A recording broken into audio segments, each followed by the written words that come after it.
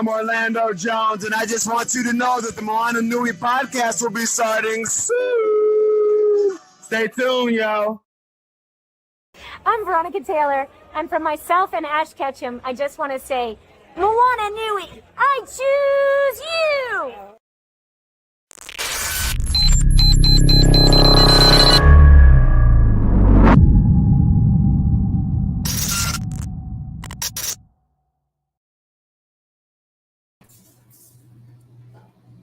Hello, everyone. Welcome to the Moana Nui Podcast. So excited that you are joining us this evening. Thank you for tuning in. For 7 o'clock, we had our interviews with Charles Martinet, the original voice of Mario from the 80s to the present for all video games, and even the announcer for Super Punch-Out! If any of y'all played that. Colin Beard, who is the voice actor and line producer and ADR director for Full Metal Alchemist, and so much more. And then also talking with Mr. Steve Whitmire. He is the voice and the performer for Kermit the Frog since the passing of the creator of the Muppets. So he's been Kermit Frog since then and still the present, along with Rizzo the Rat and the Fraggle Rock, Dark Crystal, the Labyrinth, Witches, and Dinosaurs. So if you watch the Dinosaur TV show, he was the man behind them too. So not the baby, not the mama.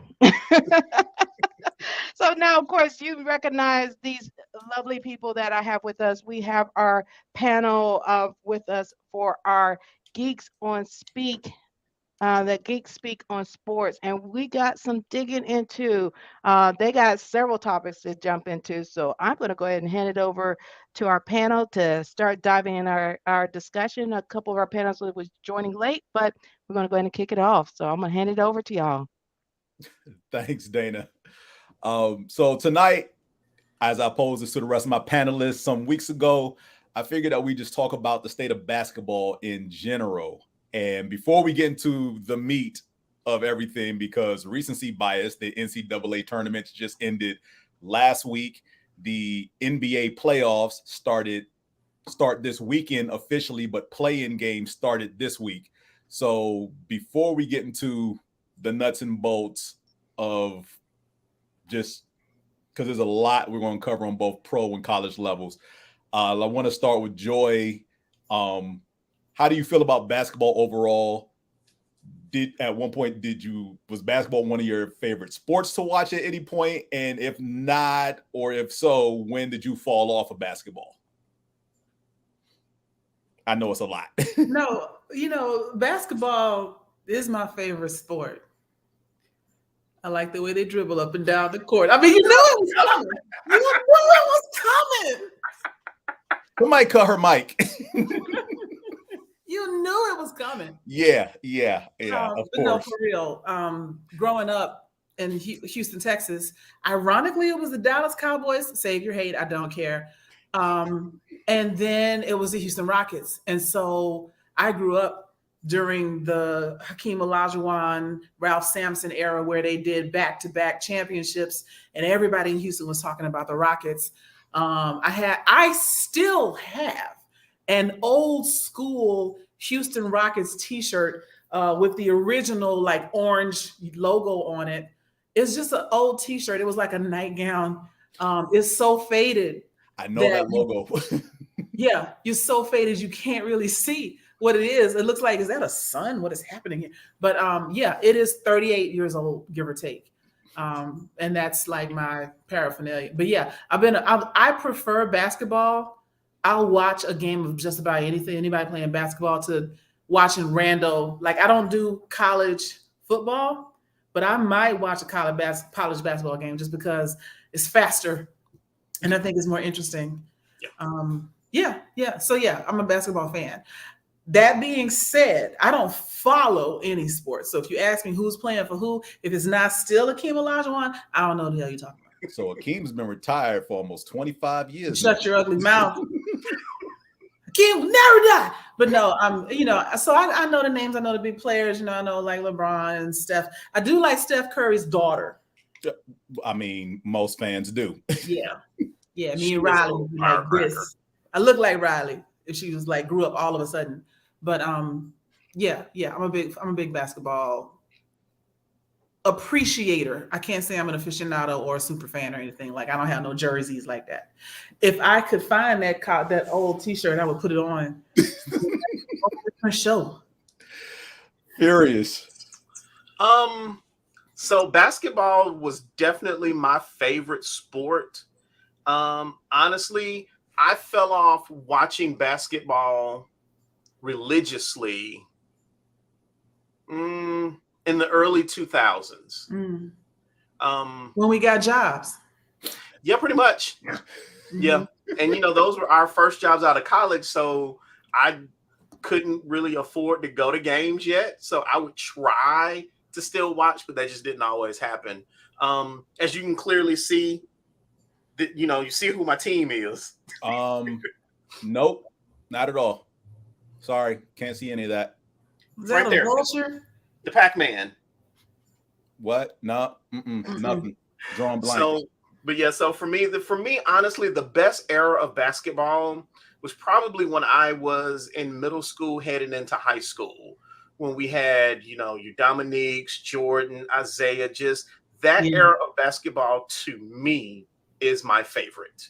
Like there's nothing, actually, no, that's a lie. Cause I think there's a lot wrong with the current era of basketball, but I am much more a fan of that late 80s, early to mid 90s basketball era. Mm-hmm. Okay. Like I remember when LeBron joined the league and what a big fucking deal it was. Yeah. Because didn't he come out of high school? He did. Yep.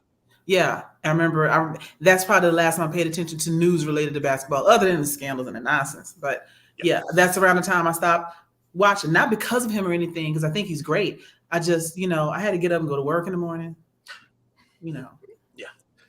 I will say that as a kid growing up, yes, I was heavily into basketball.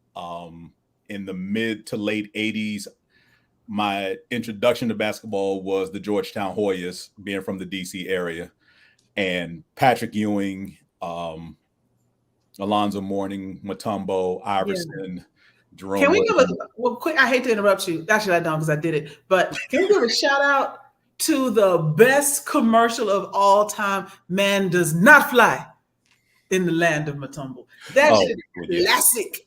You can play that right now and it bangs. It was awesome. It was awesome. Best basketball player commercial of all time.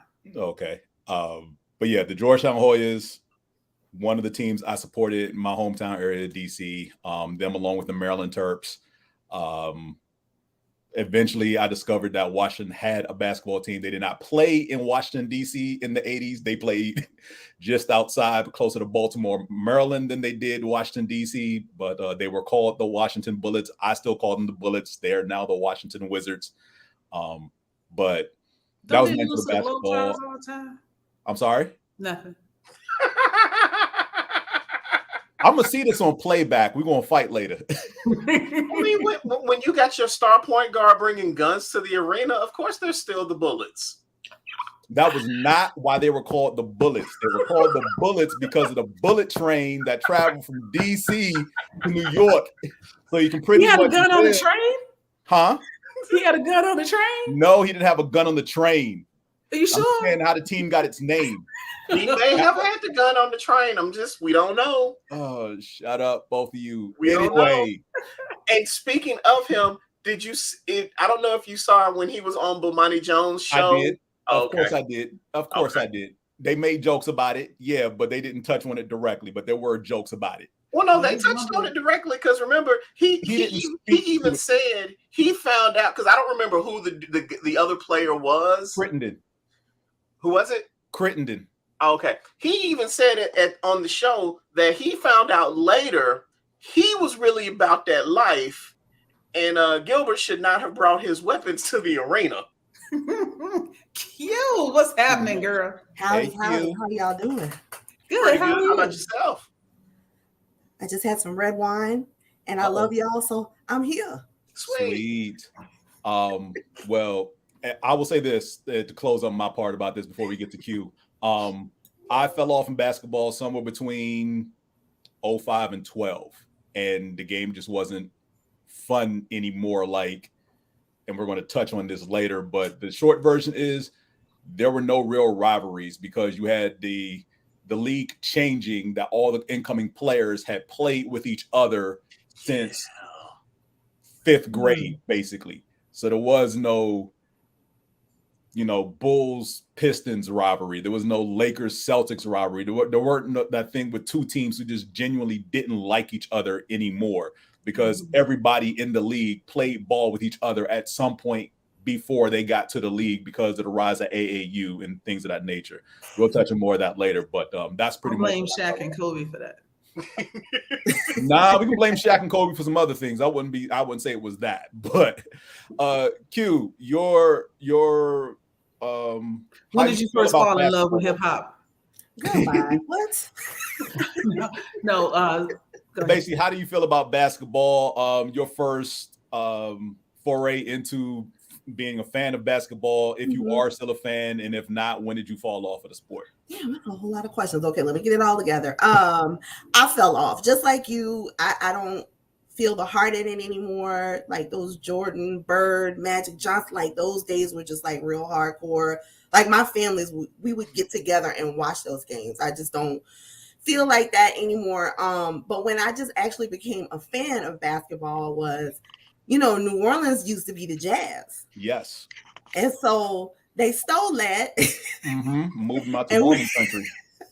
That was, and I was very young, but I didn't understand it at the time either and how all of that worked. But, I went to a few of those games and I just really liked the camaraderie and, we drink and party in New Orleans and everything. So I really started enjoying it then. Then when they took the team, we got the Pelicans.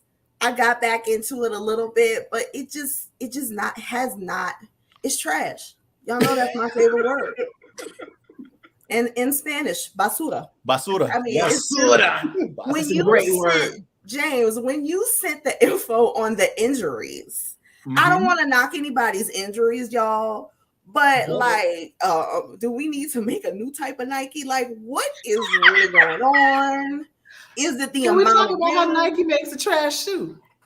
Since day one? Since day one. I mean, the movie Air just came out last weekend, I think. So which is basically just the courting of, basically how a bunch of white dudes at Nike felt they became famous because they signed Michael Jordan to their shoe brand. That's basically what the movie's about. I saw that trailer and I was like, nope, I'm not even going to watch. Nope, I can't do it. Fooling. I haven't fooled with Ben Affleck and Matt Damon since Good Will Hunting. Goodbye. No, thank you. I tried not to fool with either. I love that movie, but I'm just saying. What she said, whichever way it is. So let's start there before we get into the more recent thing. But injuries in basketball, basically the study I sent was basically showing like the last 10 to 20 years, injuries on the rise. And there's no real rhyme or reason behind it. You yes, can say there that. is.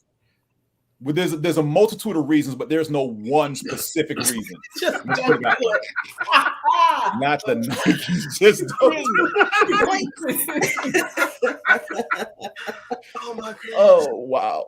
No, James, I kind of have to. I forget what the gentleman's name was, but when he talked about the fact that they're not lifting weights anymore, right? Well, that's part of it. Essentially rubber bands. I think that's a big part of it because. But again, it's not the only part. So, fair. So again, there's no real one reason. You can say that this is a factor and this is a factor because he did, like you said, there's no real weightlifting because everyone's using resistance to mimic, to basically develop muscle memory as opposed to muscle building. Replicating the pounding your body would take night in and night out. There's also the reduced contact they take now in basketball. Remember, we all of us admitted we watched basketball in the 80s and the 90s. Yep. Basketball was basically physical then. Yep. I mean, it was probably one step short of being a football game, but it was still physical. Now, if you breathe on certain players, it's a foul. Flopping is an art form. We can thank the Euros for that. So Yeah, it but was, a couple it was of a lot of American things. players have perfected it. True. Very true. So Very I mean, it was a number of things, and yes, it was alarming because I think the data showed that like the star players basically 30, 40 years ago were not getting hurt as much as they are now, because it's like the top 25 players would probably miss a combined 10, 12 games a season, 30, 40 years ago. Now your top 10, 12 players are not playing. Are not playing at all. Like you're getting half a season out of them. Zion, for as many times that look, I'm sorry, you said it, I didn't. I mean, Zion been hurt since his shoe blew up at Duke, and that was 4 years ago. Has Zion played a full, complete 82 games yet? He hasn't, but I've seen him getting plenty of shrimp po' boys and stuff down in the city. Now, what you can see Zion do is warm up in the layup line and throw down fantastic dunks on nights he's not playing ball. But when is he suiting up? Sad. It's very disappointing because watching him, he was at Duke, right? Yeah, I'm gonna need you to stop cursing on the show too. We're gonna get to that in a minute as well. You are a family show, no cursing, no 4-letter words. I mean, the show is called After Dark. I know, but that's just the most profane word. I'd rather you say the F word. Oh, okay. I mean, you ain't said nothing but words. Who the fuck you think you're talking to? What the fuck she said. Go ahead, Q. So wait, what about fuck Duke? Is that allowed? Uh-oh. Is that like a double negative? Yeah, that is a double negative, but I allow it.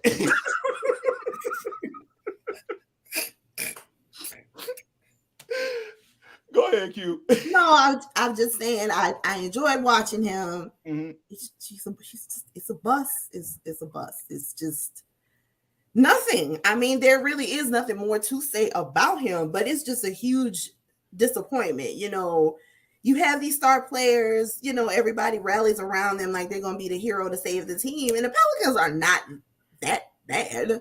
Right. But not that bad, but it's just extremely disappointing. And I'm just kind of like, what are you doing? Nothing. That's what he's doing. Nothing. No. Now, one question I've got about Zion, because I'm not the biggest college basketball fan. Was he physically as big in his college days as he is now? Because in a couple of interviews and reports I've seen, there's always been concern about his weight. It was a concern with him coming out of college. Okay. For the 1 year he was at that school. I refuse to say. Okay.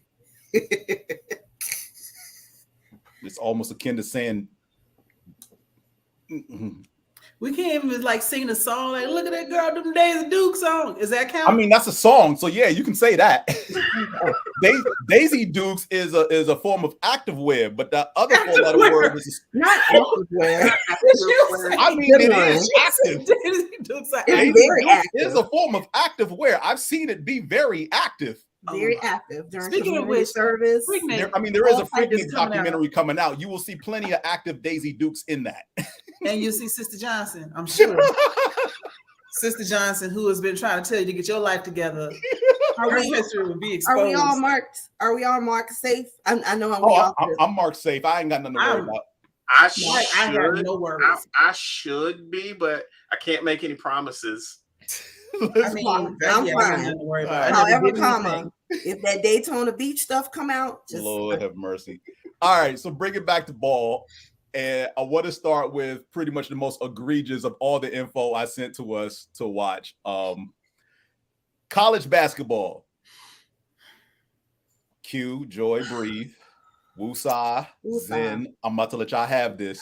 The disparity between the accommodations around the men's and women's games is a long list that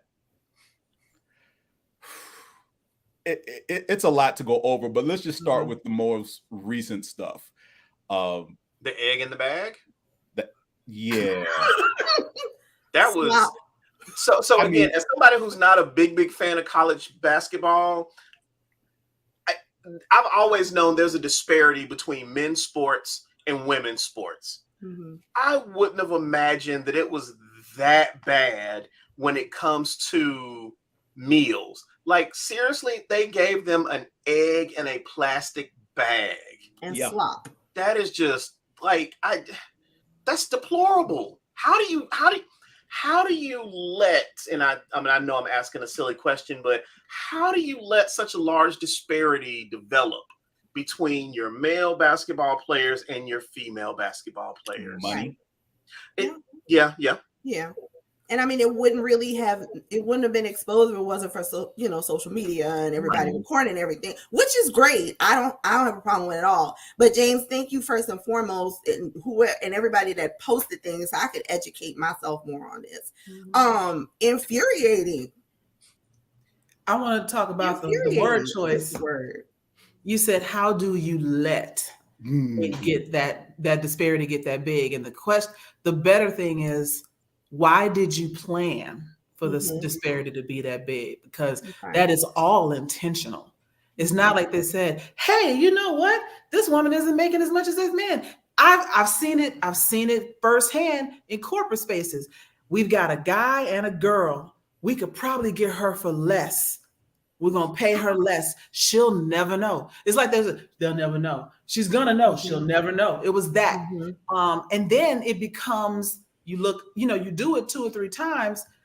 We know how algorithms work. You look up, what is the salary for a female basketball coach? And it's going to bring up all the female basketball coaches who are all grossly underpaid. That is now your midpoint if you're a woman and you're asking for that job. Meanwhile, men are out here talking about, I want 6 figures in a jet, and I want, fresh puppies slain every morning for my breakfast. I mean, like, whatever it might be, it's ridiculous. And they're able to demand it because the people that are making the decisions to pay them that much got the same equipment. You know what I'm saying? Yeah. And so 54% of American households have a woman as the major breadwinner in 2021. That's when those statistics were last updated. Women is out here having to make ends meet, but the old societal trope that men have to bring home the bacon and blah, blah, blah, and need to be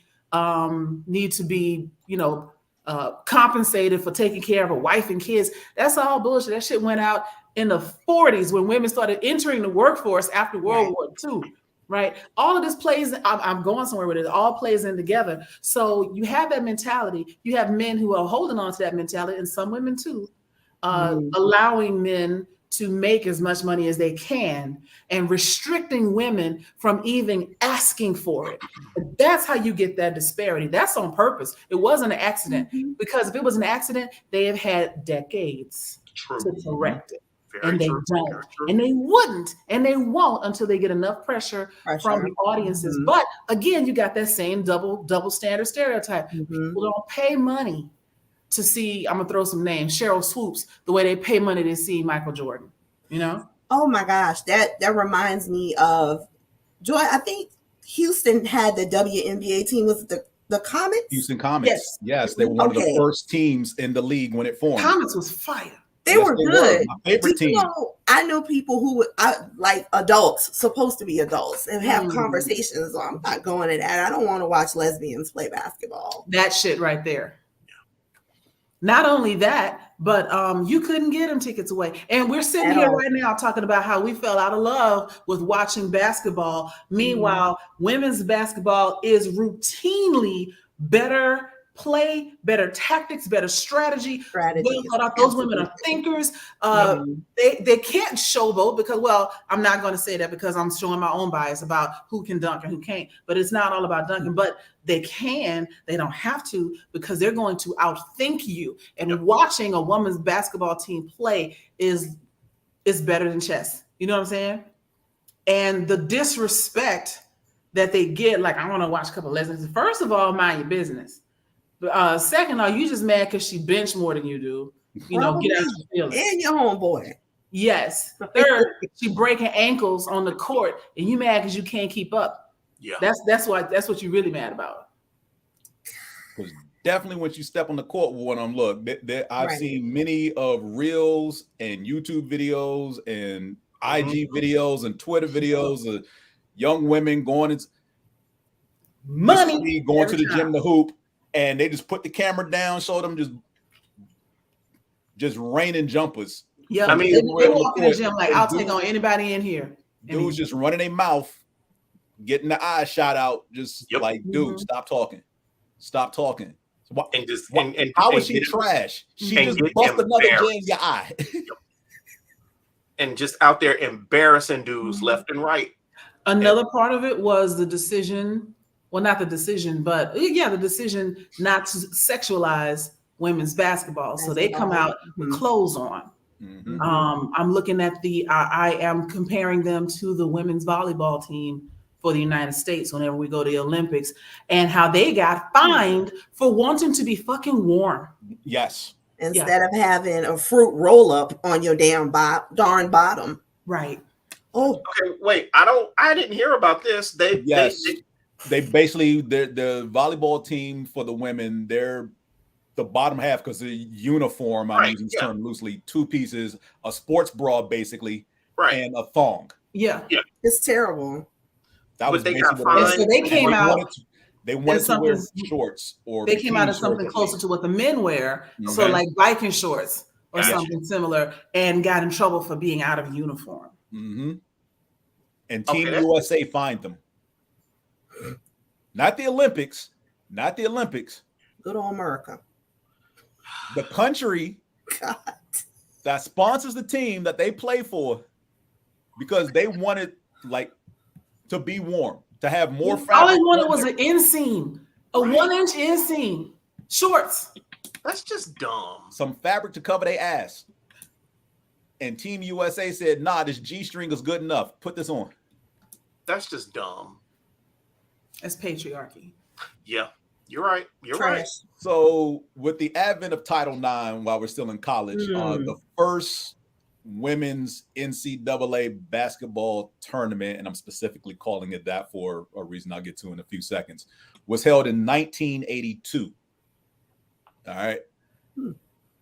It was specifically called the Women's NCAA college basketball tournament up until 2022, when they could officially use the name March Madness. Isn't that crazy? 82 to 42. I was 82 to 22, 40 years. They could only go by NCAA Women's Basketball Tournament. Now think about how that affects marketing, how it affects attention, attraction, social media. If you're Googling Women's March Madness, up until a couple years ago, you weren't getting anything. No, nothing at all. I didn't even pay attention to it, to be honest with you. I just knew it was March Madness, and just, lumped it all in together. And then you're like, are you serious right now? Yes. 2022? Mm-hmm. Wow. Here's something else I'm pretty sure a lot of people are not familiar with. The men's tournament, every single game in that tournament is played at a neutral site. Every single game. The women's tournament, they don't get to neutral sites until the second weekend of the tournament. Mm-hmm. The top 4 seeds in each region, I believe, host their quad of games at their home arena.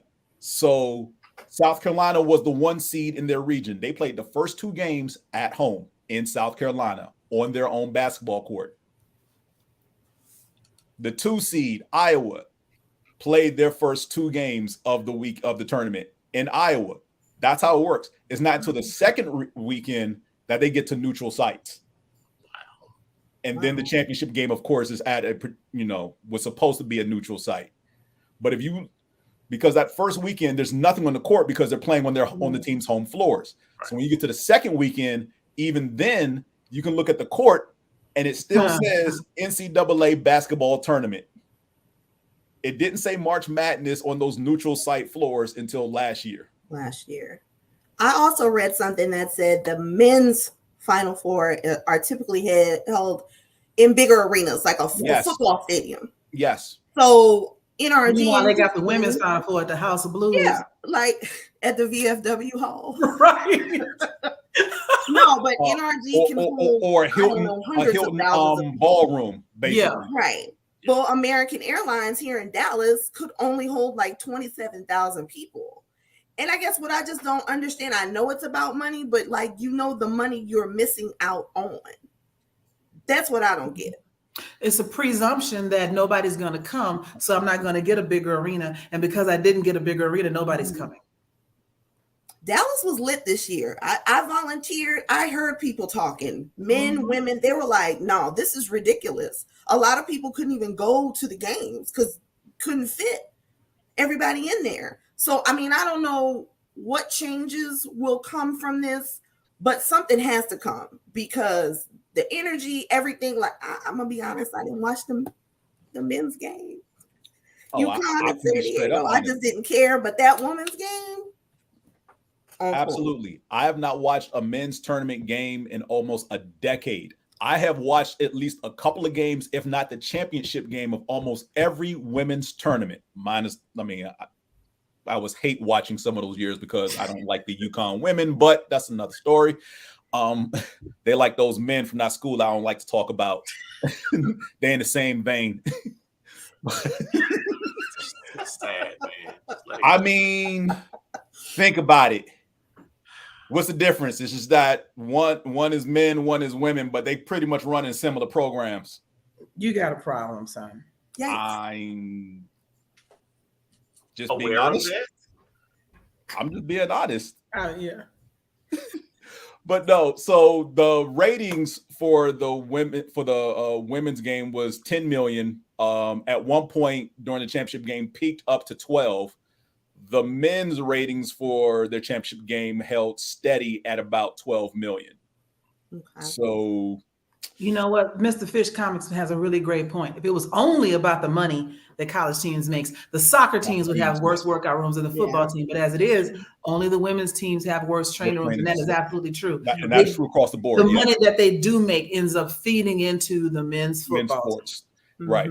And that's the thing. Men's football, men's basketball, quote, generates money for all the other facilities, but the way that money is disseminated across all college sports for university or college is obviously more towards the men than the women, especially for those sports where they have sports for, where the sport caters to both men and women.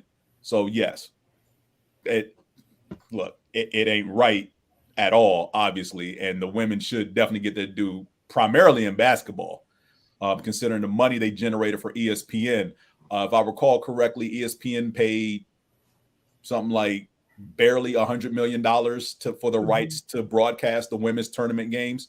Meanwhile, CBS, True TV, TBS, and all the other affiliates pay almost $1 billion. I knew it was way more for the men.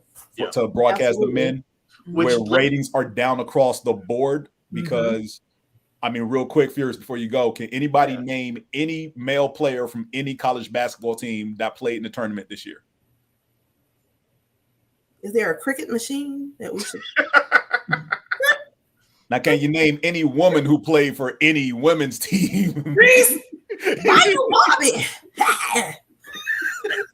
So again, there is no notoriety with the men's game right now in college, because of something we'll get to later as well. But go ahead, Furious. So the thing that I wanted to throw out was, because I know the actual organization, the actual NCAA, from a football perspective, conferences every year, there's always talk of, we're going to leave the NCAA and form our own organization. That's about to happen.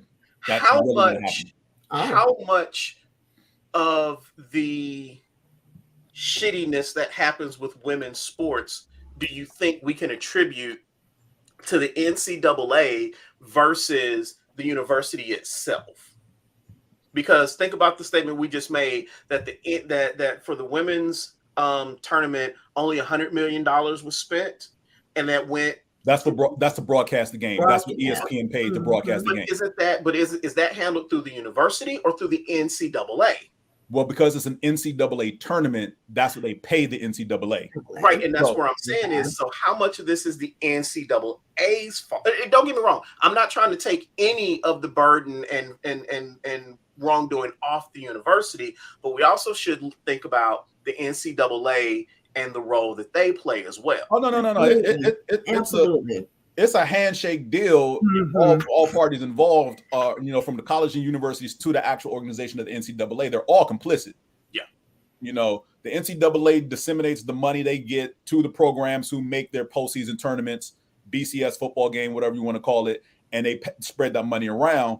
It's just that for whatever reason, this is something that was discussed in one of the Bomani Jones segments, is that every time a men's team wins a tournament game, the school gets some money and the conference gets money, whatever it is, all the way through. As long as that's why conferences, and you see conference, the head of conferences, I can't remember what they're called specifically, but they always gripe about the number of teams they get into a tournament. So like this year, the ACC only had 5 teams in. And it's supposedly one of the best basketball conferences in the country. They normally have about 7-8 teams. Yeah. But that ended up being like the Big Ten this year. So they were mad because they had less chances to get money, especially when 3 of those teams lost day one. So there was no money to gain. Whereas the women's tournament, they win a game, nothing. There is nothing there that says, all right, their conference gets this money that then gets disseminated across all the schools in the conference for this team and this conference winning this game, whereas the men do. And you can put whatever number you want on that, whether it's $500,000 or $1 million for every win, but that's what happens with the men's tournament. Qiana, you look like you want to say something. No, I was just thinking about egg in a bag and raggedy ass, sorry, COVID test. I'm sorry, y'all. That is some slave stuff. You realize that, right? Exactly. Where are these red? I mean, they might as well throw them a sock so they could free them like Dobby. Like, here. Yeah. You free. I mean, sackcloth and ashes, like, here, have this cast off tripe and some chitlins. I mean, like, what do you... And then get out there and perform. Yes. Perform well. Like, you better do well. And then if you don't, well, it's because you're just not capable. Never mind that I haven't fed you a balanced meal. Because you're a woman anyway, so we knew y'all wasn't going to do nothing. So, whereas the men get full-on weight facilities set up in whatever hotel they're staying in, and the women just pretty much get a rack of free weights. Right. Like, how am I supposed to work out with just this? So let's spin this to the lack of stars, if you will, with the men's tournament and go into the next part I wanted to get into, which is recruiting. And this is where this spot down here in Atlanta called Overtime Elite comes into play. Now, for young high school kids, and this goes into part of me falling off of just pro basketball a little bit. There is a one and done rule in the NBA, right? You have to at least be 1 year removed from high school before you enter the NBA draft, or at least 19 or 20 years old, whatever the age limit is that's, quote, not enforced, but really is. There are multiple ways you can go about this. Some players go overseas and play for a year. Some go straight to the G League and sign a contract there. Overtime Elite is offering a service, and that's all I can call it, is a service, because I can't really call them a basketball academy, where they're getting these kids to come out and capitalize off social media likes, and pretty much brand them as, I don't want to say influencers, but they're taking advantage of a social media audience that pretty much only wants to see highlights of players dribbling the basketball. Okay. No, I think it's fair to call them influencers, because there is a, I don't know what they call it, but there is a social media course that they put these players through. So no, I think calling them influencers is a very valid thing, for as valid as an influencer can be. And that's not me talking shit about influencers, because I just don't know very much about it. But I think they are influencers in that regard. I'm going to say something terrible. Go ahead. It's really bad. Go ahead. But it is the analogy in my mind. So basically what they're trying to do is make you not have to watch the whole game and just watch the highlights. That is Pornhub. Only the money shots. Yeah. Compilations. Yeah. Well, I've heard. Yeah. Girl, bye.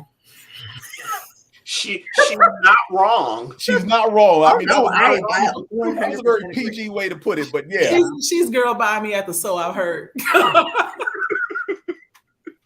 So yeah, so Overtime and Overtime Elite basically was the brainchild of a couple of middle-aged white men who decided it always is, who decided that, you know, what if we got all these players who have these basketball highlights who are trying to, you know, basically use them as recruitment tools to get them into, whether it's an AAU league that they're trying to get into with some of the best players in the country, or maybe put them on notice for a college that they may want to get to.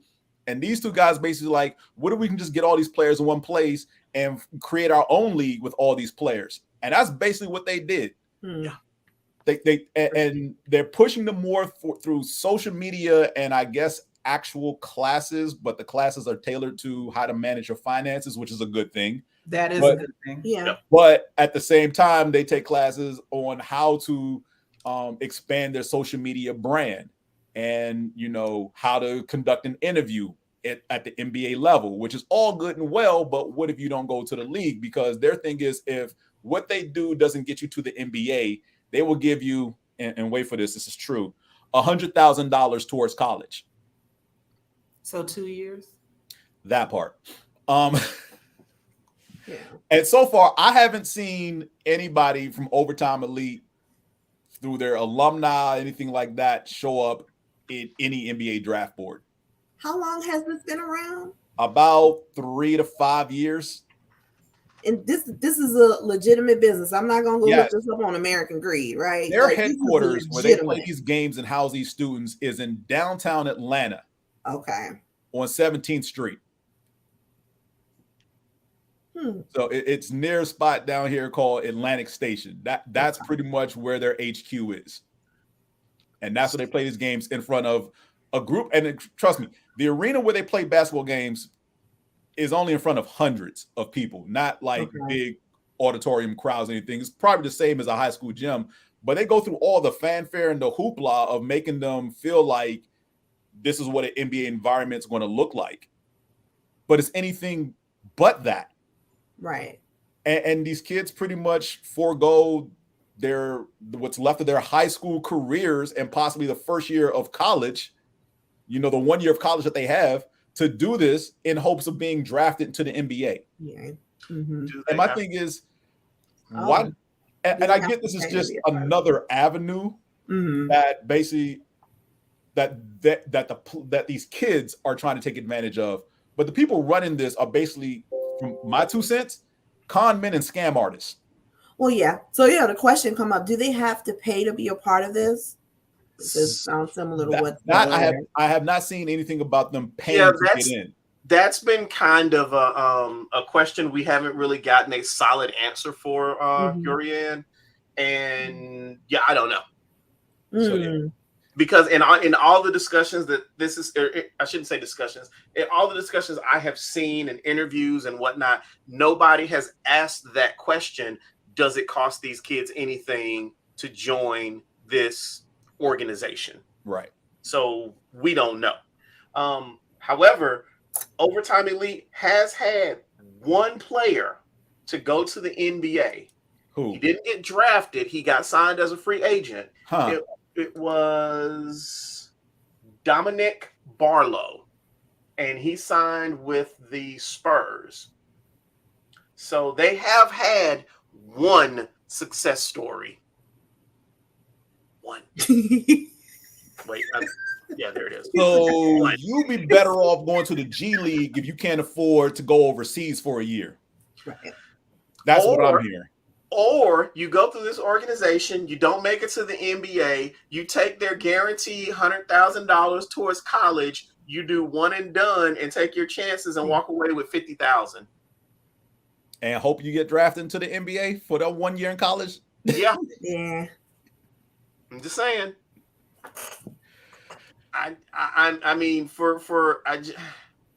because, you know, we don't want to get sued, but this does not sound like the kind of organization I would want if I had any kids. I'd want my kids associated with, because something just doesn't feel right about it. And I'm gonna talk about it only in those terms so that no one gets sued, because we are in a very litigious society. But something just doesn't feel right about this group. Well, you can go to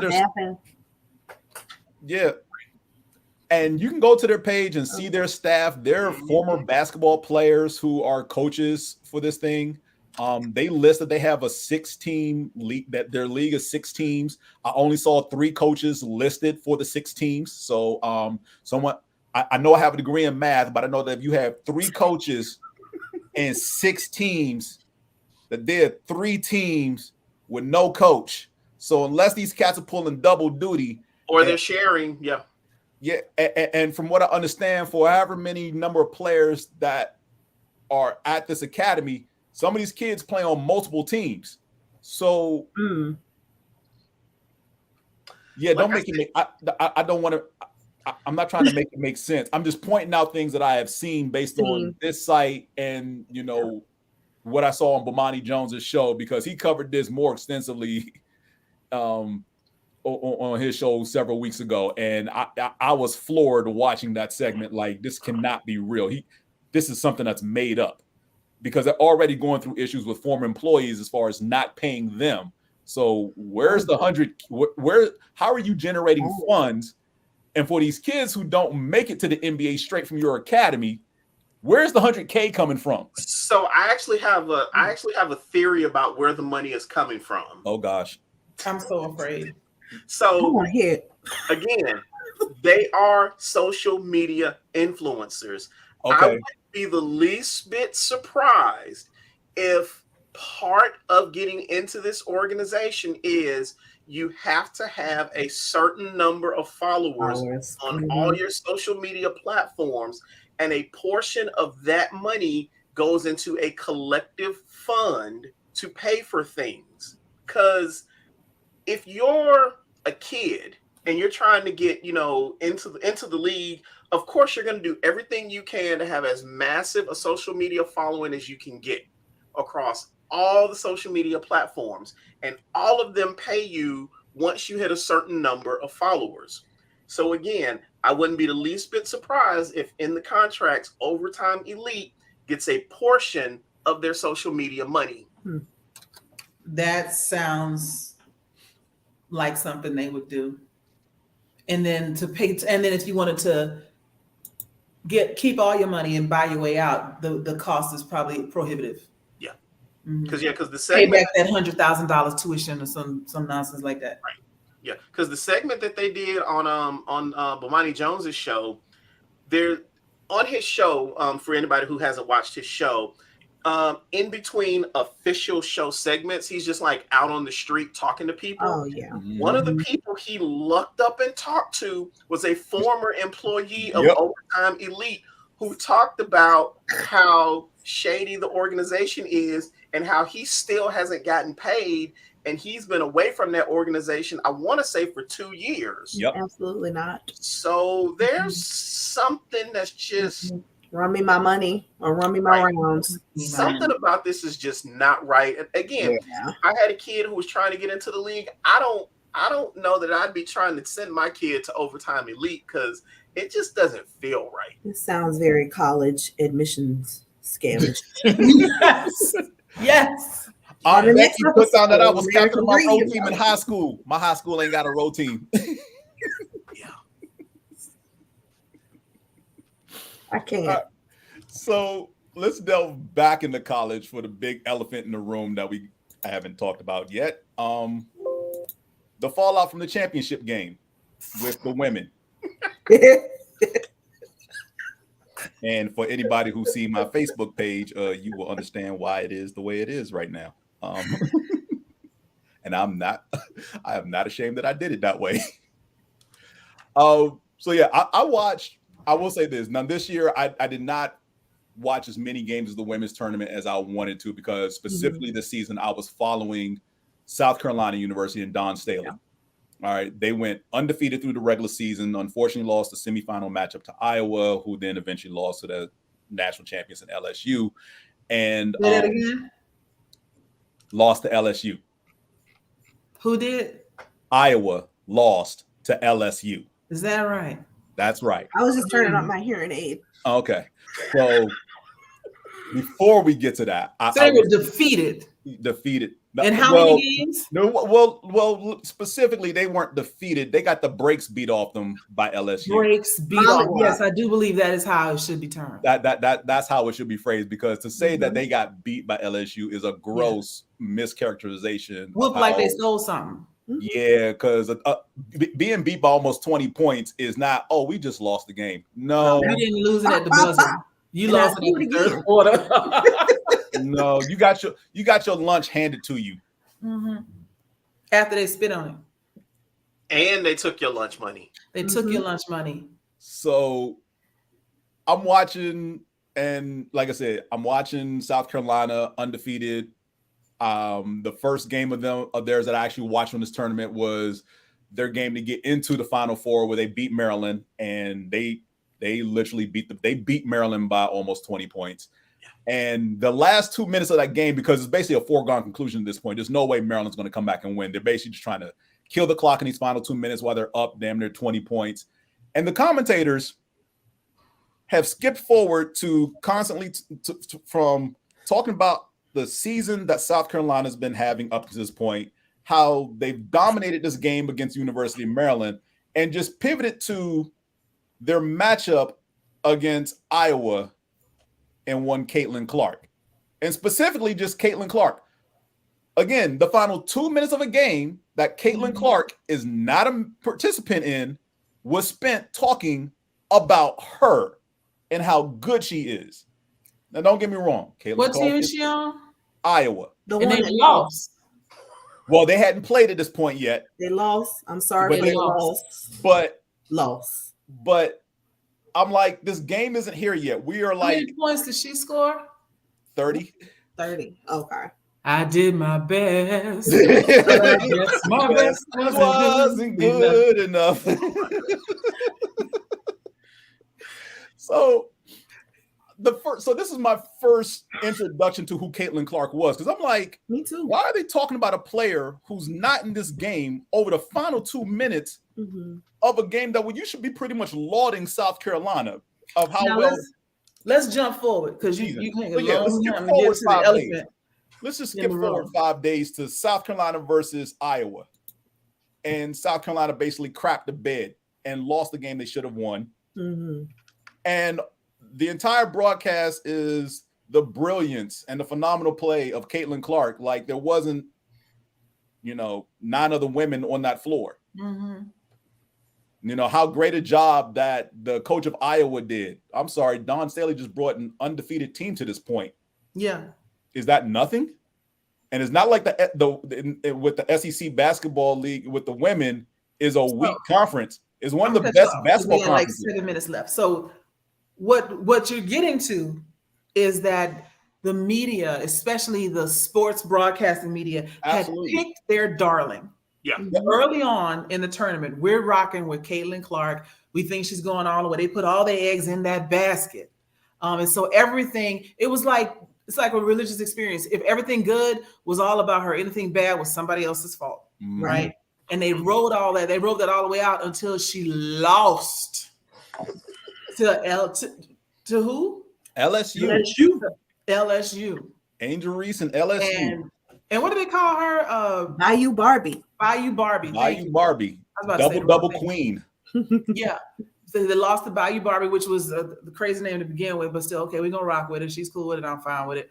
But the fact that she lost and her team lost and all of their eggs come tumbling down because they probably already had the media packet built about the meteoric rise to stardom or whatever. And all of that was gone because them 30 points wasn't good enough. And so then to have this little darky come out here and embarrass my white queen like this, that I put on my eggs. I'm just saying it the way that I believe it to have been in their minds. Yeah. And I don't think they used darky. So you've got to bring that into it. Not only did they put everything on her and she got them this far and then lost fair and square. It wasn't the refs. It wasn't a deflated ball. It wasn't anything. They got outplayed all through that game. They got their asses handed to them. Nothing you can do about it. And so they have nothing left to hold on to. As an announcer, and I've got my press packet ready to go. Oh, they lost. I hate that little dog girl right there. What is that she's doing? It's so disrespectful. I need a new story. And so I'm going to bring up something. And because we don't do due diligence in journalism anymore, we don't research anything. They just like, oh, she's so disrespectful. She's been doing this for games and games on games. But you're mad now because your little princess got beat up on the court. And now you want to call the police on somebody. I mean, strip. And then everybody, she was the great white hope. Yes. Yeah.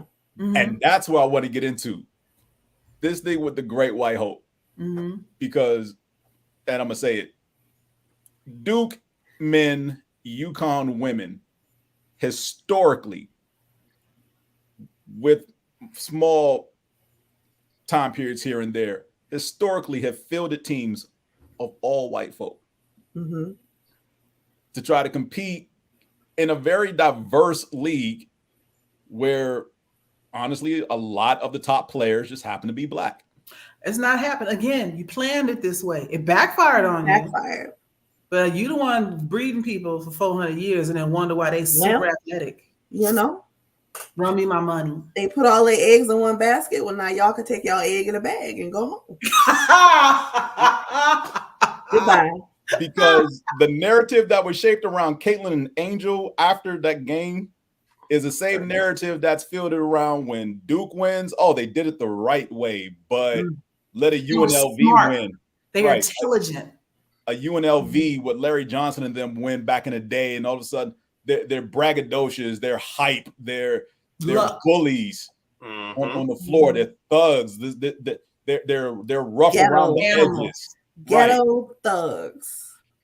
You know, the same thing happens with, again, UConn women, mostly white for the entire time that Jenny Oriema has been coaching. Yes, there have been several Black women who've gone through there, but Tennessee with late Pat Summitt, when she was coaching them, more times than not, that team was pretty much 3/4, if not 90% African-American women. And not the same. And I'm like, well, this is a team coached by a woman who's had, phenomenal seasons. But great story. Don't get the same recognition as this team coached by a white man.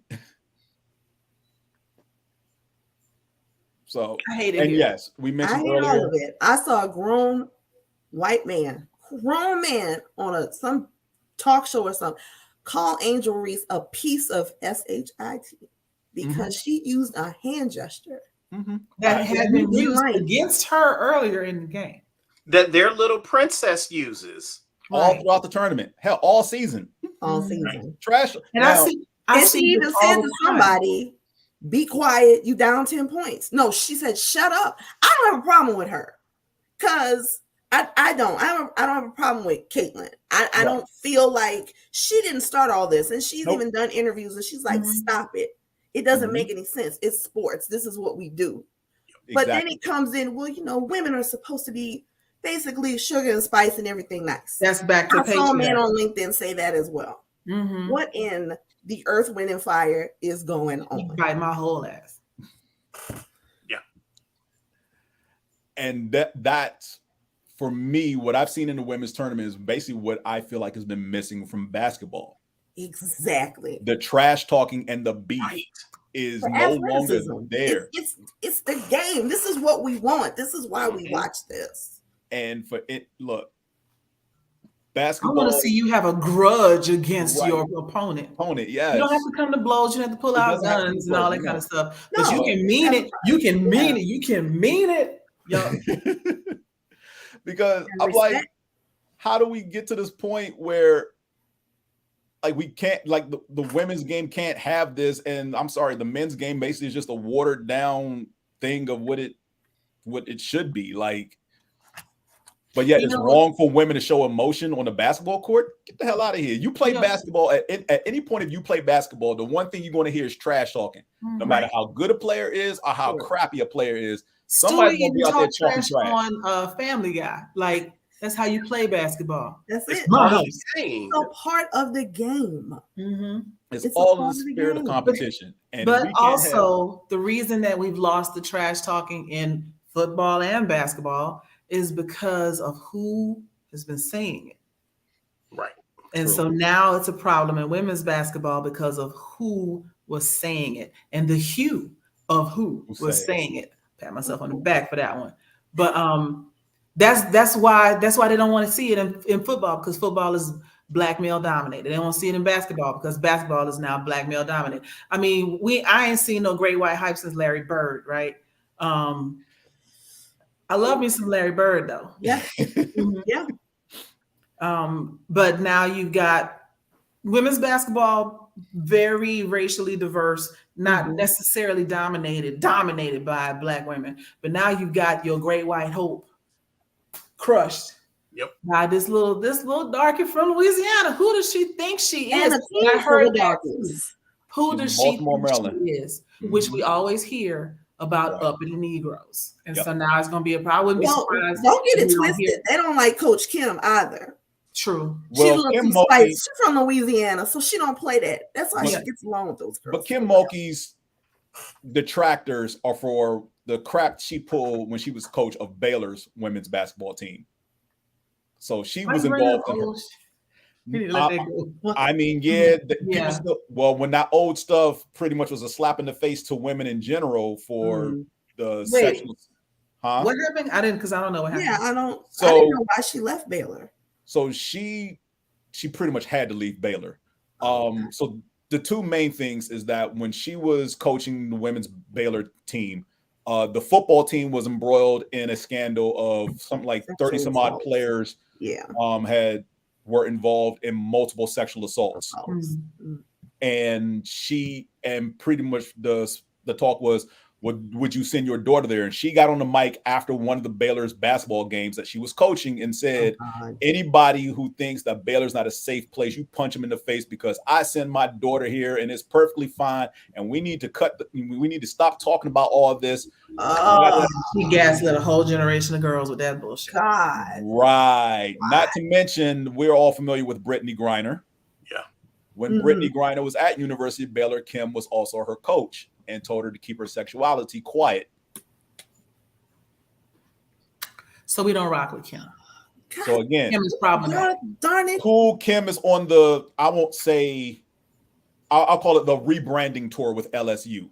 Because that's basically the best way to put it. It's not a redemption tour, it's a rebranding tour. Okay. Because she doesn't feel any different now than what she said then. And when Brittany Griner was held in Russia, when Brittany Griner was held prisoner in Russia, her NBA coach or WNBA coach spoke out against it, but Kim Mulkey, who was her coach in college, said absolutely nothing. Didn't even want to address it. I'm like, really? Again, with the trash, the sanitation department literally needs a charter bus to. So yes, Kim Mulkey is not high on some oil list. tanker. Like, congratulations, you won this title, but we still remember the bullshit you pulled from way back. Yeah. So, as we discussed earlier, the lowest paid, pick any number of men's basketball coach. The 25th paid men's basketball coach makes $3.5 million. The highest paid women's basketball coach makes 2.9. So disparity in money and all that. The beef and the trash talking that. And James, we also need to throw out, that's a man. Yes, the highest paid, because Dawn Staley is not the highest paid coach. The highest, she is the second highest paid coach. In fact, of the top 10 coaches in women's basketball, I believe 4 of these cats are men. Yeah. And I think Dawn Staley and maybe one other woman on this list are women of color. So there's that. Lace-eye, man. Just spin it forward to the NBA and WNBA. We already know about the millions and millions of dollars that the men earn. What's the average WNBA salary? Just out of curiosity. Forget the average. You care to guess what the highest paid woman in the WNBA makes? 300,000. Lower. Oh 80,000. God.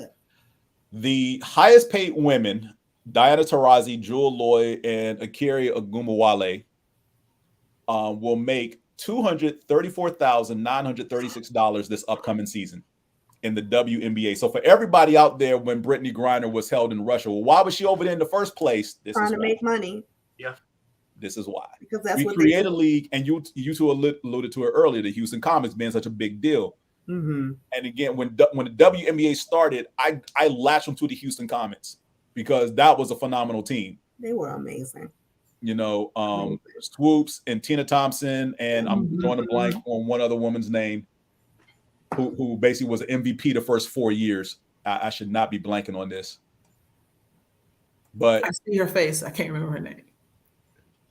And I can't Google it because you can't Google her face. Oh gosh, why am I drawing a blank on this? It was, I would be mad about this, that I don't know who it is. Pull up the Comets roster. I am. Help. You need a lifeline. I do.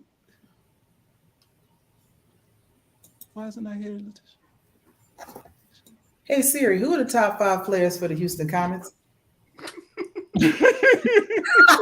Cynthia Cooper. Cynthia Cooper's Oh name. my God. I pulled it up just as you. It was Cynthia Cooper. Oh my gosh, my brain farts is not. But yes, Tina Thompson, Cheryl Swoops, Cynthia Cooper.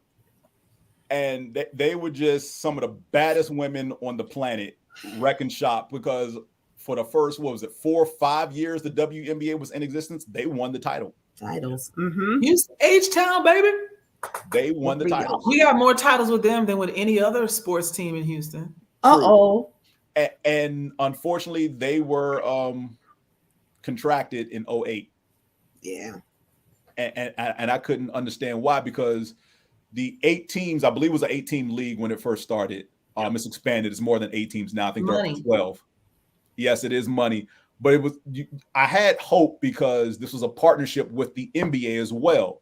Yes. So the cities where these teams played were in cities where there were already established NBA franchises. And the owners of those franchises would assist in marketing and media presence. Think about what was going on with the Houston Rockets when the Comets was getting it in. What's that? Think about where the Houston Rockets were when the Comets was winning back-to-back championships. I mean, they were still in the playoffs year in and year out. They were getting hurt. I think we had Barkley at the time. He did that trash. Traded our whole bench for that fool. So if you have a good women's team, you potentially draw fans away from the men's team that will not return. Right. And so, but they don't play at the same time, though. It's not the point. The point is, I'm not even going to watch them. I'm going to wait for the women to come back. They were afraid of that because they were just that good. And so let's nip this in the bud and come up with a real, I've seen this happen in corporate spaces where you got a really, really good performer, but they're doing so well that they're really throwing off your budget for everything else. Let's downsize them so we can pick up other stuff. And I feel like that's what happened. That there's no reason for that team to have been contracted. True. That's dumb. It is. Well, it's dumb to the fans, but I believe it was to keep the fan base who only has a certain amount of money they're going to spend in a year, spending it on male-dominated sports. And ain't nobody buying Texans tickets if the Comets are there. And Yorian brings up a very valid point, is that a lot of women say the only way they can survive is to play overseas. Yep. Mm-hmm. And they won't be going to Russia leagues anymore. And what the thing that I guess one of the things that it comes down to is, how do those teams generate more money to pay their players more money? Bigger arenas, bigger venues. There's a fascination with American players because this is the origin of the sport, etc. And less sexism when it comes to sports. They might still get attacked in the streets, and you might still have some problems in different households and whatnot. But sports-wise, they just there to see a good game. Yep. Mhm. Like And you all have the more leagues are rabid promoted. fans in Europe than you do in the United States, except for Wisconsin. So yeah, I mean, I would love to see the WNBA players make way more money than they make. But again, I've been to a few Atlanta Dream games. The Dream's fire. Yeah, they are really, really good. But again, the arena is never packed. I've never been to a game that's sold out. Where do the Dream play now? I haven't been to a game in a couple seasons. I'm not sure. I think they're still at the Mercedes-Benz. Are they? Okay. Mm-hmm. Okay. I think so. But yeah, I mean, but again, they're never sold out. Yeah. And that's a problem, because if you're not selling, I mean, and don't get me wrong, I get it. I want to see them make more money. I wish they could, but I get it. It's how do we get butts in seats? It's a self-fulfilling prophecy. Nobody goes if they think nobody else is going to be there. And so they don't go. It's kind of like CP time. Everybody's late because they think everybody else is going to be late. I mean, You'd have to not investing. Yeah, they need. I mean, because I have not seen a commercial on television for the Dream. No. Well, the last time the Dream were in the media is when they were all I shouldn't say campaigning, but when they excuse me, but when there were the issues with who was their owner, the white Republican lady. Who was running for the vacant seat here for no, she was running for senator, not governor. Kelly Loeffler. Yeah. Yes. That's the last time I remember seeing the Dream in the media, was when that was going on, because and she had to sell her stake in the team because of that. Every member of the team had on had a shirt on that I forget exactly what it's. The meat of what their shirt said was, "We don't support her." Yeah, because they were in support of her opponent. Yeah. Yeah. That was the last time the Dream. Kind of petty ass fired. All of them wore T-shirts with their opponent name. Vote. Because was it Ossoff at the time? It was Ossoff. Yeah. So vote Ossoff. Matter of fact, it was like vote Ossoff and Warner or something like that on their shirts. Jesus. Yeah. But yep. And then the flip side of that is her having to sell the team to a former player. Yeah. That was a boss move. Of the team. That was a boss move. But doesn't she have a shoe? Who? The former player. I feel like I heard all of that at once. No, I'm thinking about something else. I'm thinking about the track. Sorry, never mind. But yeah, so going overseas for them to play, yes, they get paid significantly more money to play overseas than here in America, which is not to mention your room and board is covered because you overseas. So yeah, you get all that travel stipend money plus the salary, and then you can come back here and you work 2 or 3 of the American jobs. Boom. Oh. Joy, did I tell you did I say America's a third world country with a Gucci belt? Yes. Yes. And I think I came back and said America. Oh my God. America's a $500 hooker with a bad lace front. Yeah. Oh my gosh. That's why we get along so well. You feel me? You feel me? Y'all ain't right. Yes, we are. Just laugh. Man. Good on America's on Wish. America is Wish in some aspects. Pretty much. Yeah. No, not in some aspects. Not in some aspects. A lot. A lot of aspects. So yeah. So let me ask this. Does anybody know who's in the NBA playoffs this weekend? Do you care about the NBA playoffs? The playoffs are this weekend. The playoffs start the final play-in games are tonight. I'll tell you one thing I'm the most surprised by the NBA is that the Nuggets are the #1 seed in the West. What? Good for them. The Nuggets. How did that happen? #1 seed in the West. So let me raise this question. Jokic. So the Nuggets are in the playoffs. Yes, the Nuggets in the playoffs. The Denver Nuggets are in the playoffs. Nikola Jokic is the reason the Nuggets have the best record in the West. Wow. All right. He is That your sounds like breakfast. He is your reigning 2-time MVP, 2 times in a row, mind you. Oh, for real? Yeah. And he may win his 3rd this year. Wow. In a row. Only 2 players in the history of the NBA have won the MVP 3 years in a row. The last time it happened was Larry Bird. So think of everybody who's played since Larry Bird. Nobody's won it 3 years in a row. And that's a lot of phenomenal Hall of Fame talent. You talking about Isaiah Thomas, Michael Jordan, Barkley, Malone, Robinson, Olajuwon, LeBron James, even Kobe Bryant. No one has won it 3 times in a row since Larry Bird. And now that's starting to sound a little racist. Nikola Jokic, who is a Euro-born player. I forgot which European country he's from, but he's effectively the center for the Denver Nuggets, is on the verge of winning his 3rd straight MVP. He also does not have a title. One of the analysts for the NBA on ESPN, Kendrick Perkins, had espoused. What'd you say? Serbian. But yes, Kendrick Perkins has espoused that the voters for the NBA's MVP award are biased in some way. That they're only voting for Jokic because he's white. Yeah. With all these other talented black players out there, because it's not like they're splitting the vote. They're splitting the vote. And so all the white people are voting for him, and then a few are voting for others, but there's no standout that like, oh, we were going to vote for Kobe. You know, they voting for, and I mean, I can't even be mad at it. I know that there have been times where black people have voted for the one black person they saw. So, you know, it is what it is.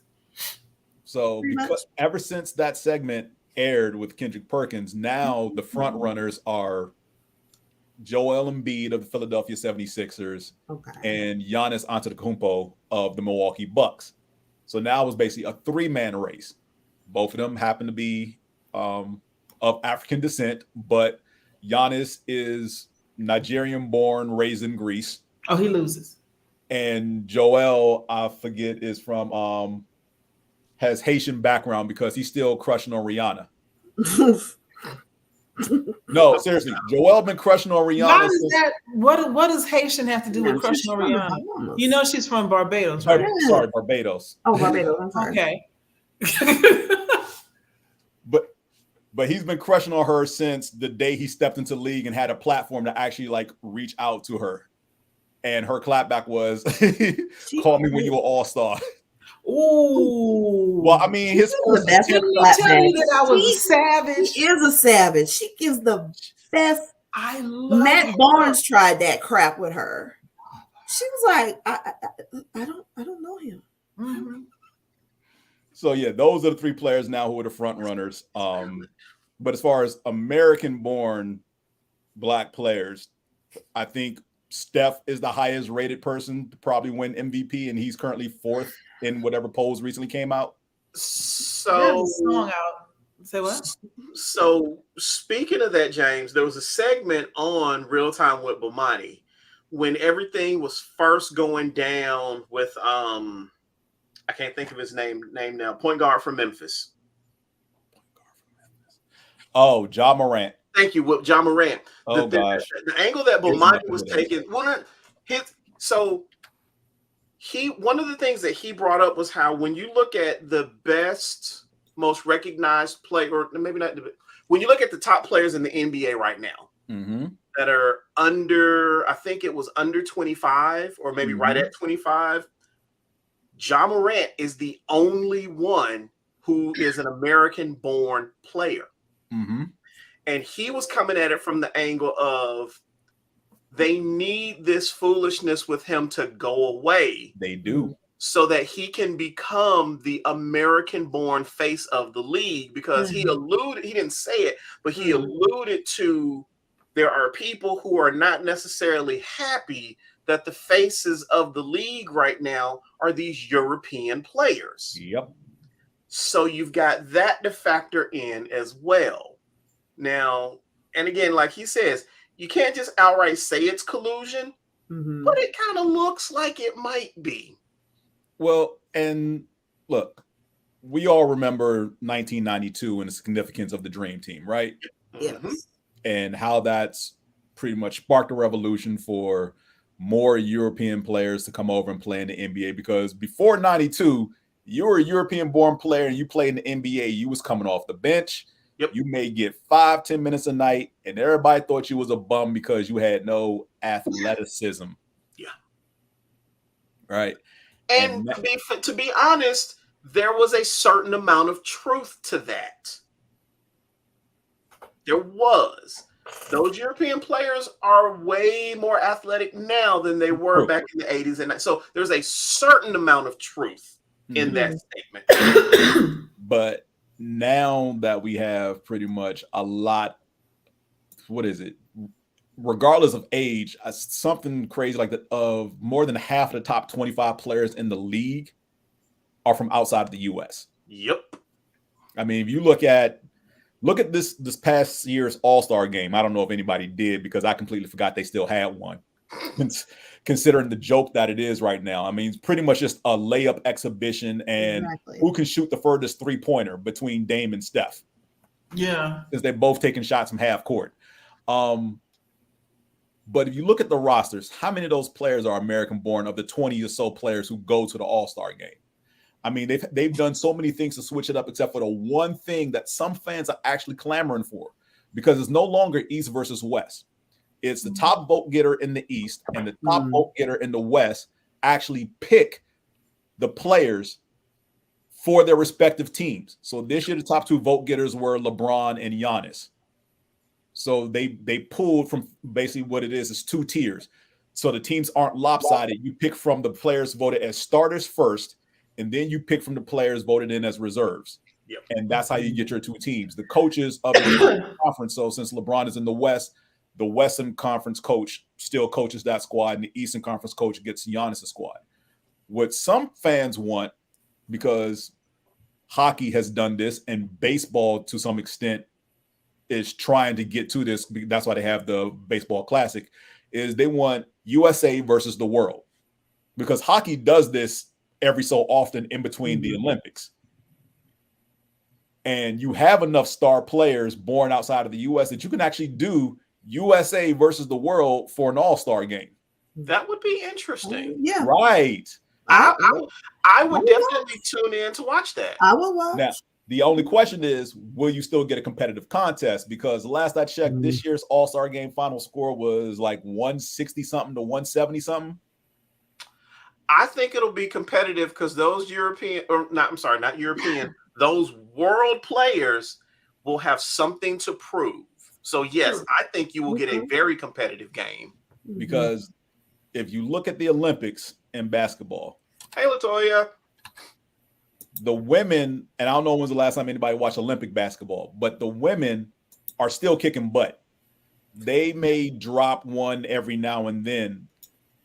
The rest of the world is still trying to catch up with American women in basketball. They've caught up to the men. Yep. The games that were in, what was it? Was China the last Summer Olympic Games? It was I think it was China. Yeah. Okay. But they didn't win a single game by more than 10 points. And they actually lost a prelim game that had everybody worried, because the team had only been together about 2 weeks. Mind you, there's a whole program set up for a certain group of core players to come back 3 years in a row. Because that's the thing that you have to do when you commit to USA basketball. You're committing for 3 years minimum. And because so many people backed out, especially from the games that were in Brazil for the previous Summer Olympics and then China in this last one, the way they're filling the roster is basically just a lot of players are like, well, I'm coming off the playoffs. I don't want to play. So who are the next best players on our roster list? And don't get me wrong, the team we sent over there was pretty solid, but if it wasn't for Kevin Durant and Devin Booker, they wouldn't have won.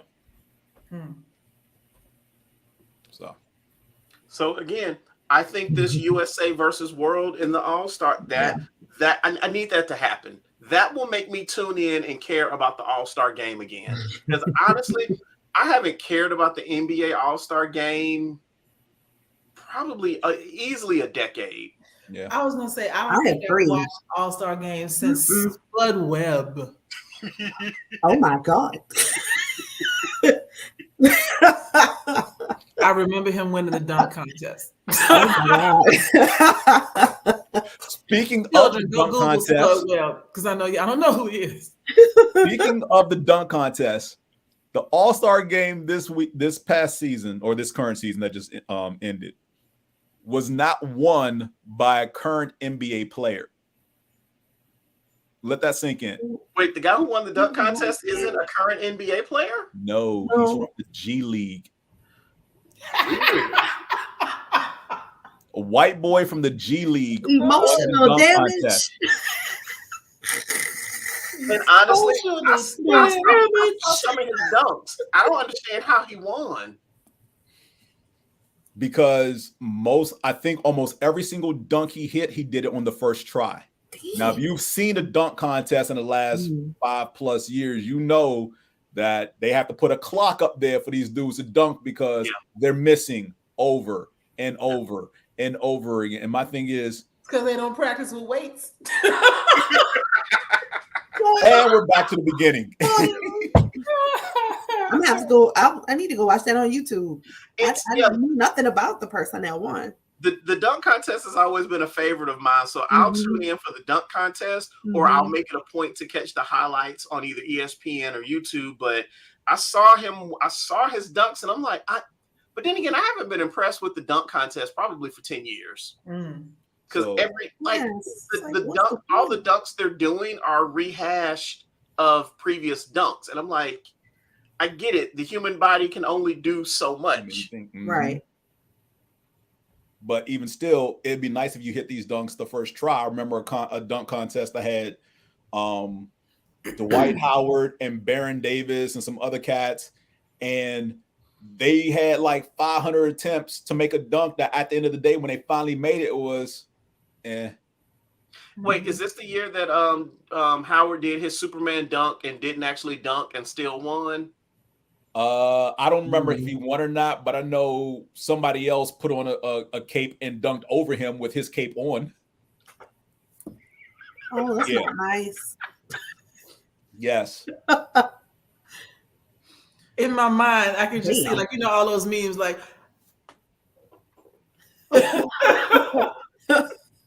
Well, Vince Carter basically ended a European's career in '96. Yeah. That was a nasty dunk. Because the French call it the dunk of death. That's how it translates from French. But it's called the dunk of death. And in a game, the Olympics, exactly. I remember that dunk, Lorianne. That was, I remember that one. That was probably the last good dunk contest. That was the last creative dunk. Zach LaVine did some stuff. Him and Aaron Gordon, that was okay, but they didn't wow anybody. Did they jump over Qiana? But so the Blake that dunk contest was for me. There hasn't been a good dunk contest since Vince Carter, Tracy McGrady, and Steve Francis dunked in the finals. Right, that was good. Yeah, that is still by far the best dunk contest I have ever seen. And I'm taking into account everything that happened before with Jordan, Dominique, Spud Webbs, Kenny Skywalker, all the guys that won, even Sean Kemp in the prelims, because Sean Kemp can never make it in the finals. But all those other dunk contests didn't have as much quality as that year that you're talking about. I know. You know what? They were good. What we're doing right now. We're going back 20 some odd years. I know. It sucks. Because it currently sucks. Because I don't remember, I'm gonna just use Jordan because it's easy. I don't remember Jordan having to do 5 practice dunks. Right. And that was the thing. that dunk contest between Francis. You know what I would like to see? I would like to see a 3-point shootout contest with the WNBA versus the NBA. That would be nice. That would be nice. Ooh. Oh yeah, because the All-Star Weekend stuff they do right now to incorporate the WNBA is just, it's horrible. Because they do try to incorporate them into the All-Star weekend with some type of team skills challenge, but it's like it's limited, right? Because they know they're probably going to embarrass the hell out of them. Yep. Bring it on. Mm-hmm. Then maybe I'll watch. Because I mean, I'll put Steph Curry up against anybody on a 3-pointer. He'll probably win that contest. Yeah. But it'll be close. But the fact of the matter is, it'll be worth watching. You know what I mean? It'll be worth watching, and I think it'll be like man, woman, man, woman. You know what I'm saying? Exactly, Toya.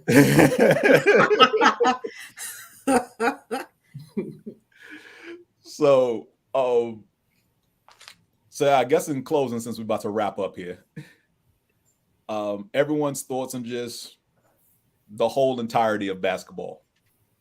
But in closing, give me the whole entirety of basketball thoughts. Well, has this changed how you feel on basketball? Yes or no?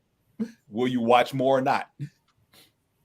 If they give me that 3-point contest, I would watch that. And I may start, I mean, I know Nielsen ratings aren't the thing anymore, but I may start tuning into women's basketball just to boost to have it on. Yeah. I started just putting it on the TV if I'm busy doing something. It's in the background. I can catch the game. I mean, I'm all for what Joy said. Make me entertained, but bring back the sport. Right. Are you not entertained? No. Hashtag not at all. Yes, Toya, we talked about that earlier. Yes, I've seen it. It's phenomenal. My only guess is that she doesn't have a full court game because on that horse, the game of horse, she be killing them. But I'm just maybe she ain't doing the cardio to do a full court game. I've seen Facebook reels of young lady like whooping up on dudes in 2-on-2. And she's crossing cats up. She's pulling up from 3, hesitation step.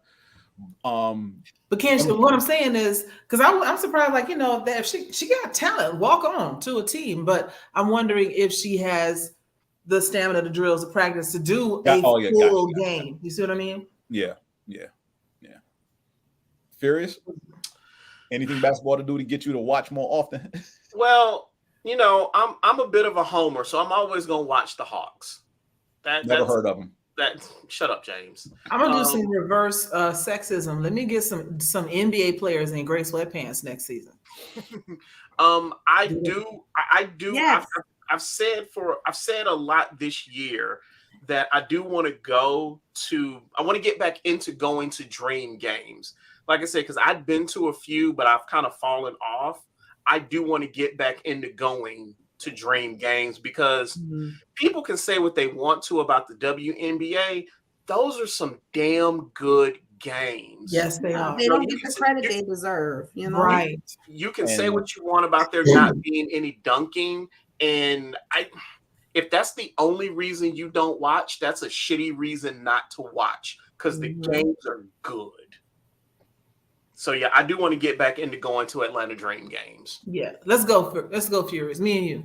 All right, let's do it. Yeah, you guys do a Facebook Live. Like, I just want to see what the crowd is like. Are they feeling it? Are they like? I would love to know where the Dream are playing now. I would definitely be down to go to some games as well. Because I can't remember the last time I went to a Dream game, but the last time I was home in DC for any long period of time, I did go to several Mystics games that summer. WNBA does broadcast mostly on ESPN and ESPN2. Their season starts next month and goes until September. So I'm put that out there for anybody who's trying to catch their games, watch them on a regular basis, because they basically pick up when the men are winding down. I don't know if there's anything that would get me more interested in watching the men's game than I currently am right now. I have players that I follow and try to catch their games mostly during the playoffs because, as we mentioned before, with the whole injury thing, the players don't play really during the regular season. You know, the top 25 are missing half the regular season for load management or injuries, and then they're ready for almost every single game in the playoffs. So yeah, between Steph Curry and Kevin Durant, the two players I really like watching as far as the men's game. The women, just put them on. Like Fury said, they play a better brand of basketball. They really do. They do. They just there was a song that came out like 5, 6 years ago when Steph Curry was all the rage. and it was some hater that put it out on YouTube, and it was called F Steph Curry. Yeah. And it's just like this little, like beat, like F Steph Curry, light skin, and then it's a bunch of bad words. Texas A&M and Coach Sidney Carter. Oh. Word. Okay. I I can get behind that. Yeah. Cool. Okay. The edibles I took earlier kicking in because I keep feeling. Is that what it is? You can't feel your face?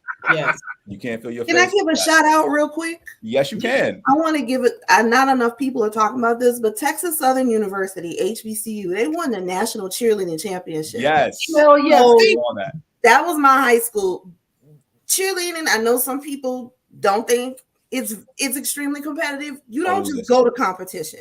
You have to qualify. Yes. They qualified. They kicked butt in the semifinals and won the whole thing. It was a whole like bring it on Clover's moment. Like we about to be recognized. I can imagine the colonizers' faces as they walk into, what's this?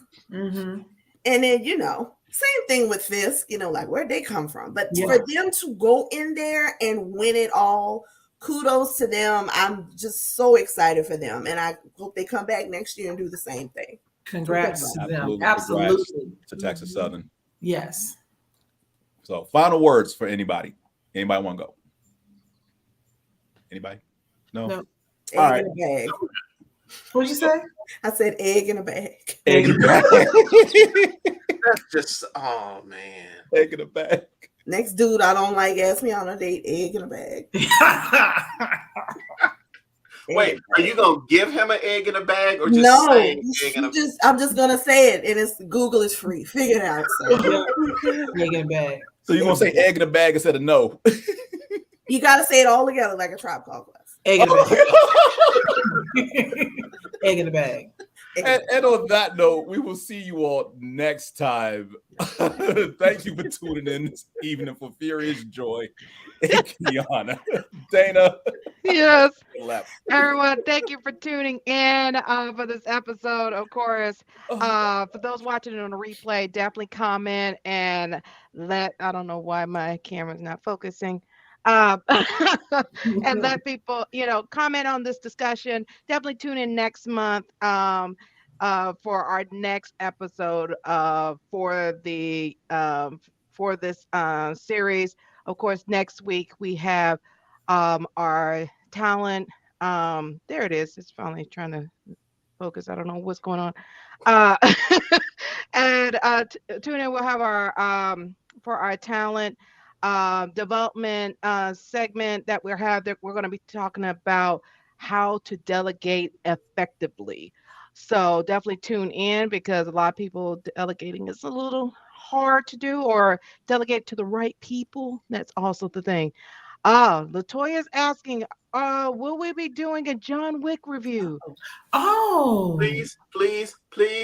Yes, we should.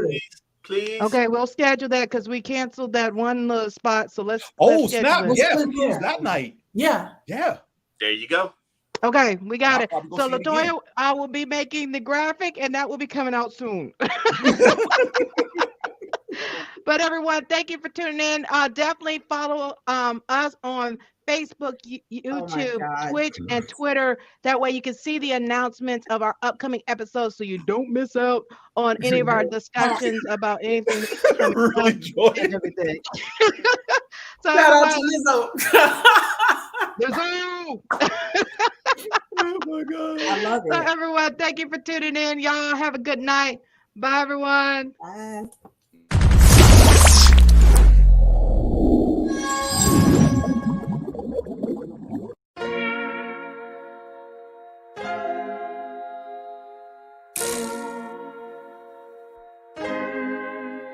So many stories left to tell, even if we have to ourselves. Can't keep history on the shelf. If we won't tell it, we will. If this the land of the free, it was a freedom then, when they annexed Hawaii and called it Cedar Lands, without any type of payment and no signing off. Called themselves the Republic in 1894.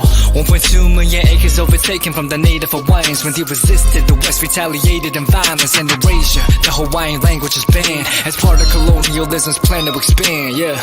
Stuck between a rock and a hard place. Multiple bombings of Kaho'olawe as a part of their ongoing war with Asia. Used it as a place for target practice. No consent or compensation. Colonizers call for annexation. No work out for all the locals. School will never let you know. So many stories left to tell, even if we have to ourselves. Can't keep history on the shelf. If we won't tell it, we will. Too many stories left to tell, even if we have to ourselves. Can't keep history on the shelf. If we won't tell it, we will. We will. So if we put Hawaii into perspective, well, Black and Asian history is interconnected. Considering the fight with the Pacific, then of course, versus Asia, they was treated as a middleman for war, but didn't let the Western colorism run its course, cause dark skin was a sign of dignity to core. The land was taken in the name of capitalism, when prior to it was an actual kingdom. Clap back at the system. Stuck between a rock and a hard place. Multiple bombings of Kaho'olawe as a part of their ongoing war with Asia. Used it as a place for target practice. No consent or compensation. Colonizers call for annexation. No work out for all the locals. School will never let you know. So many stories left to tell, even if we have to ourselves. Can't keep history on the shelf. If we won't tell it, we will. Too many stories left to tell, even if we have to ourselves. Can't keep history on the shelf. If we won't tell it, we will. So many stories left to tell, even if we have to ourselves. Can't keep history on the shelf. If we won't tell it, we will. Too many stories left to tell, even if we have to ourselves. Can't keep history on the shelf. If we won't tell it, we will. We will.